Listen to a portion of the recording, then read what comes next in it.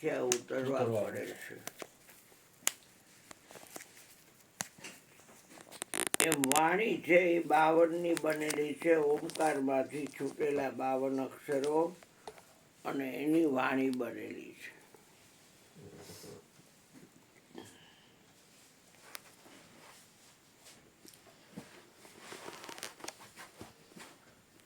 મન અને વાણી એનું પ્રાગટ્ય સ્થાન એક જ છે.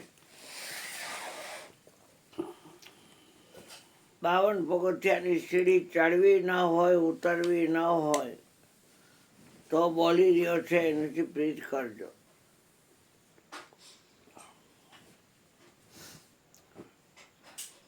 બાવન પગથિયાની સીડીમાં હાથ પાતાળ ને 21 બ્રહ્માંડ બધું આવી જાય.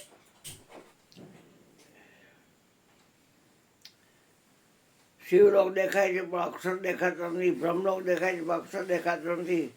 વરુણલોક, ચંદ્રલોક, સૂર્યલોક દેખાય છે પણ અક્ષર દેખાતા નથી. એ 52 અક્ષર જ છે બધા. તળ, તળ, વિતળ, સુતળ, તળાતળ, રસાતળ, મહાતળ ને પાતાળ. અક્ષર નથી દેખાતા, પાતાળ દેખાય.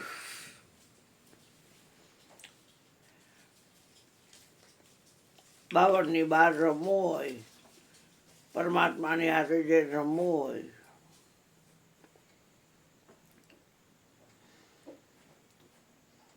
પ્રગટની ભક્તિ જેને કરવી હોય,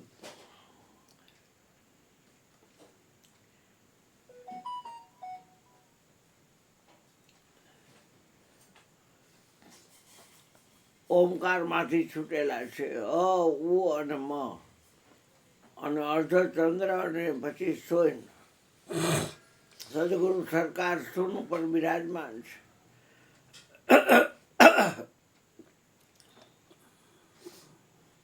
અક્ષર કાનો માતર, અક્ષર માથે સોઈને એની માથે મારો સદગુરુ બેઠો. અહીંયા નથી તારો પાપ કે પોઈને કાંઈ નથી.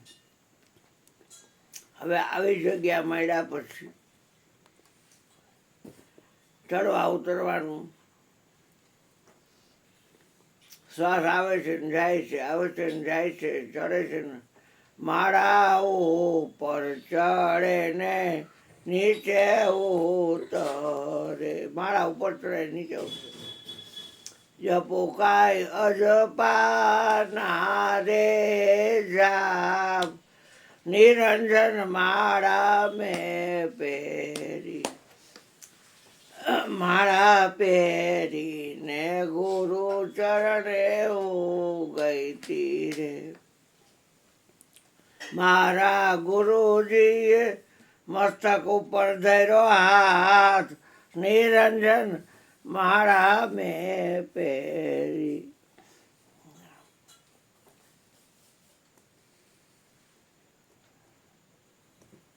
મનની ઉત્પત્તિ જેમાં થઈ છે એમાંથી જ વાણીની ઉત્પત્તિ થઈ છે.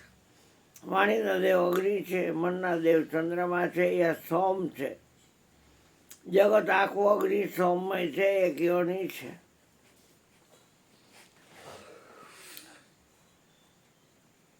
આત્માને 52 પગથિયા ચડવા પડતા નથી, આત્માને 52 પગથિયા ઉતરવા પડતા નથી. સંગ કરતો વા છતાંય આત્મા અસંગ છે, કાયમ છે, નિત્ય છે, પ્રગટ છે. લૌકિક નાતા આત્માને કોઈ લાગતા ઓળખતા નથી. એટલે નાતો જે બાંધે છે, ભગવાનનો સંબંધ કરે એનો સંબંધી સાચો પોતાનો કરી થાપે. મનુષ્ય દેહ છે. આખા વિશ્વમાં જે તમામ શરીરમાં જે એક છે, કમ્પેરિઝનમાં એને ક્યાંય હરકાવી ન ગાય. 33 કરોડ દેવતા છે, બધાયના ફેમિલી છે. એક આત્મદેવ એવો છે કે એનું ફેમિલી જ નથી. હમ અવિગત છે ચલી આયે, હમ અવિગત છે ચલી આયે. બાયોડેટા મળે એમાં આપણે ચાઈ બુડાડી છીએ. ગોત્ર ને હુરધન ને હુરો પૂરો ને કુળદેવી ને કુળદેવતાને કયો ગ્રહ કોના ઉપર નજર ફેંકે છે ને એ બધું ચોકડા મારીને કુંડલીની ઊભી કરી આખી. આત્મામાં કાંઈ સંભવતું નથી. આ નવદ્વારી નગરીમાં આત્મા કાંઈ કરતોય નથી, કાંઈ કરાવતોય નથી. આ તો તમે શુભ કર્મની પૂછડી થાવ છો તો કરો અને ભોગવો. તમે અશુભ કર્મની પૂછડી થાવ તો કરો અને ભોગવો. ઝેર સુધા સમજે નહીં, જેવ ખાય ફળ થાય. ઝેરને ખબર નથી કે હું ઝેર છું. સુધા એટલે અમૃતને ખબર નથી કે હું અમૃત છું. ઝેર સુધા સમજે નહીં, કોફીરામ જેવ ખાય ફળ થાય. એમ શુભાશુભ કર્મનું ભોગતા પણ જણાય.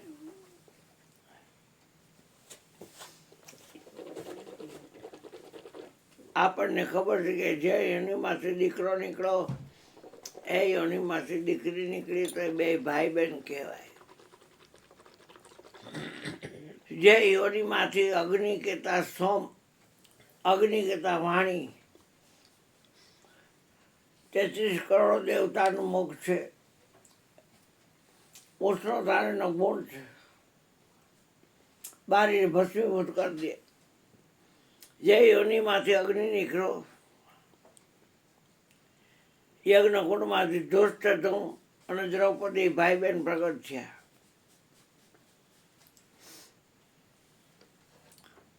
મન છે એ આમ જોવો તો ચંદ્રમાં પોતે છે સોમ, એ જ યોનિમાંથી નીકળ્યા છે.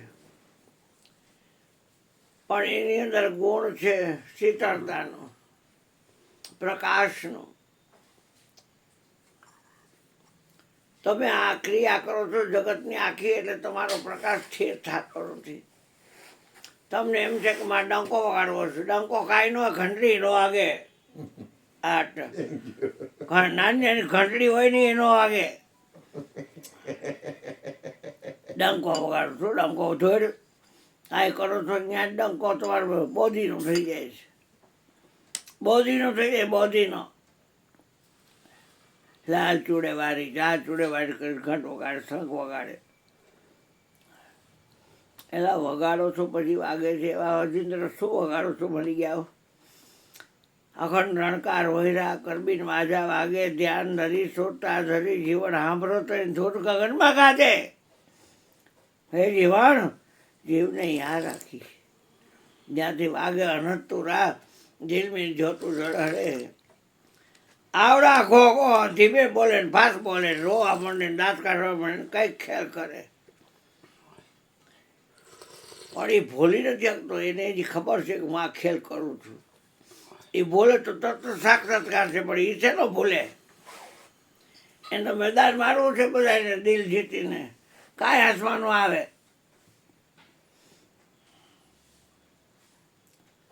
જે યોનિમાંથી અગ્નિ નીકળો, એ યોનિમાંથી સોમ કહેતા ચંદ્ર નીકળો.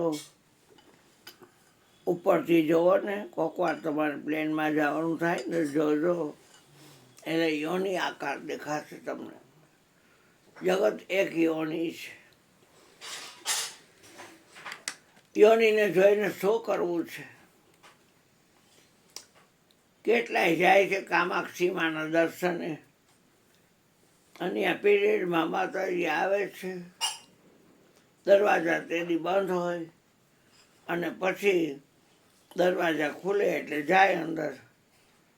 એ લાલ લાલ કપડાં હોય લોહીવાળા કાયદેસર. બટકો દે પૂજારી તો એને 1 લાખ રૂપિયા ધરે આ લોકો. અને એવું બધું હાલતું હોય તું તે તું. કામ એટલે ઈચ્છાની એની આંખ. તમને ઈચ્છાઓ થાય છે પણ ન્યાય જોઈ તમે. કામાક્ષી, કામાખ્યા. ઈચ્છાની આંખ કઈ? તારી ઈચ્છા એ જ માયા. એમાં ભેદ સમાયા, સગળા ભેદ સમાયા. પણ તું તો ન્યારો રહીને ખેલે. અરે ઓ ન્યારા રે. હા, તારી ઈચ્છા એ જ માયા. રામાયણી ચોપા બોલાવીને ગૌરાય બોલો ભાયાણી. સમદર સે ઈચ્છા કછું નાહી. કેટલી ઈચ્છા હોય, હાવ ખોટી ના હોય. સમદર્શી ઈચ્છા કછુ નાહી હરખ શોક ભય નહીં મન માહી. નજરે દેખાય માકડી જોઈને તેનો ખબર પડે ખોટીનો ઢાવ.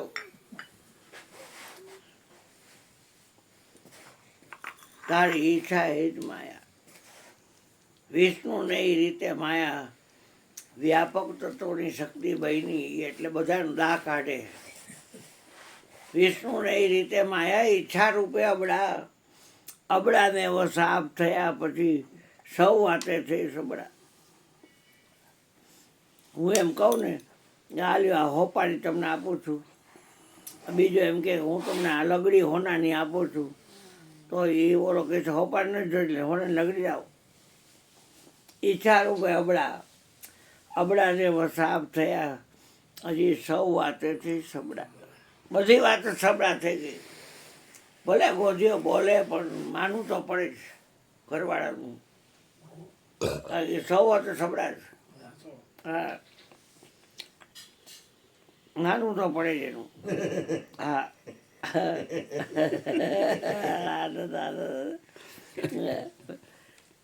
સમજી ગયો છે હવે સમજી ગયો છે એ બાપુને અમે લવાર ન કૂટાય. હા મારી ગુરુ મારી રહ્યા છે બેટા. તમે જોતા નથી એમને આમ રોકટોક વગર એમનું ધોધ આવેલો આવે છે. કાંઈ થોડું મારું વાંચેલું હોય છે, કાંઈ ગણિત કરે કે આ ઘોઘો આવશે એટલે હું આમ જ કરીશ, ગોજો આવશે એટલે આમ જ કરીશ, ભૂપેન્દ્ર આવશે એટલે આમ જ કરીશ, ચંદ્રિકામાં આવશે એટલે આમ જ કરીશ. કાંઈ ગોઠવેલું છે મારું? કાંઈ ગોઠવેલું નથી હોતું. તો પછી બાપા બોલે બાપા બોલે બાપા બોલે. તો એક યોની જગત નરસિંહ મહેતા કે જાગીને જોઉં તો જગત દિશે નહીં. એટલે ગીતામાં કીધું કે મારામાં મન પરોવ. પરોવ એટલે શું? શેમાં પરોવ? ઘન છે એમાં તો કંઈ ઘરે એમ તો છે નહીં. આત્મા છે એ ઘન છે અને એમાં પરોવ કે છે લોખંડનો ઘોડો હોય. હવે એમાં એ હોય ઘરે નહીં આમ, પણ તમે એ ભડકો મોટો કરીને એમાં ઘાલી દો ને ઘોડો લોખંડનો લાલ ચોર થઈ જાય, અગ્નિ કરી જાય. એટલે એ ઘર ન કહેવાય. ઘર એને કહેવાય કે જેમાં કાંઈ ઘરે નહીં. એ ગીતાજીમાં કે મારામાં તો મન પરોવ. શબ્દના પારખી બનો ને તો તને બહુ મજા આવી જાય. અને કે બુદ્ધિને તું મારામાં જોડ એમ કીધું. બુદ્ધિને પરોવાની ન કીધી. મનને તું મારામાં પરોય અને બુદ્ધિને તું મારામાં જોડ એમ કીધું. આ બાઈ ગોદડા કરતી હોય તો એક ટુકડો હોય એમ અલગ હોય, પછી આમ ગોઠવી અને ટાંકા લઈને એને જોઈન્ટ કરી દે એટલે એ બટકું હતું એમાં જોડાઈ ગયું, ચોખંડું થઈ ગયું ગોદડાનું. હા, જોડ્યું કહેવાય. અને આ મન પરવાની વાત છે. એ શેમાં મન પરવું? ईश्वर के सिवा कहीं भी मन लगाया तो आखिर में रोना पड़ेगा या पछताना पड़ेगा. તો વાત આલી વાત છે. જાગીને જોઉં તો જગત દિશે નહીં. એટલે શબ્દ એટલે આકાશ ક્યાં વહી જતું હોય છે, સ્પર્શ એટલે વાયુ ક્યાં વહી જતો હોય છે, અગ્નિ એટલે રૂપ ક્યાં વહી જતું હોય છે, જળ એટલે રસ વિષય ક્યાં વહી જતો હોય છે, પૃથ્વી એટલે ગંધગુણ ક્યાં વહી જતો હોય છે. શબ્દ સ્પર્શ રૂપ રસ અને ગંધ એને જગત કીધું. આવડું જગત છે બાપા કે નરસિંહ મહેતા જુનાગઢ વાળો કહે છે નાગર કે જાગીને જાઉં તો જગત દિશે નહીં. અને આ તો ઊંઘમાં અટપટા ભોગ ભાષશે. ઊંઘની અંદર તો તળા તાંદરા તળા તાંદરા તળા તાંદરા. બાપા કે મારી કોઈ તાકાત નથી તમને આ એકનું જ્ઞાન કરાવી દેવાની. એ તો તમારે જ હાલવું પડે તો થાય.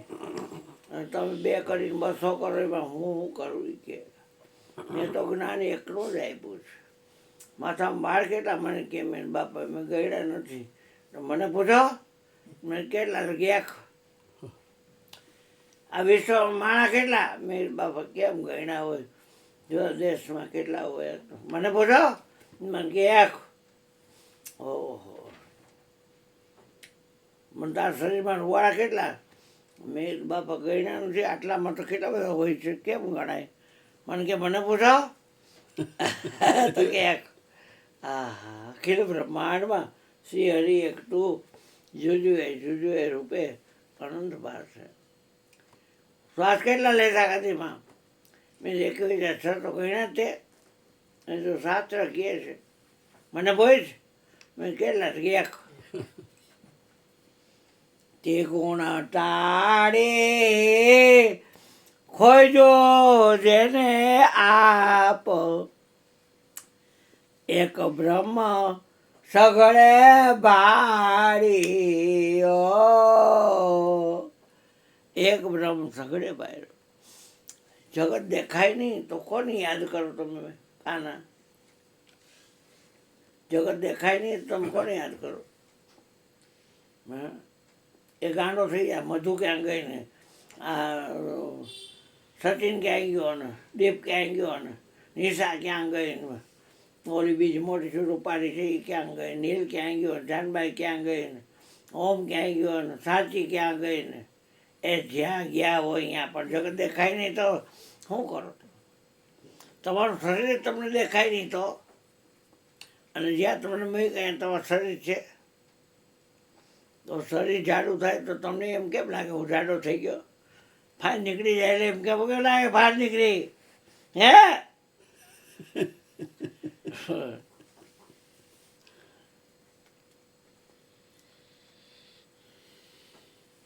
એટલે આ બધું આવું છે ભાઈ, બધાનો વારો આવવાનો હોય.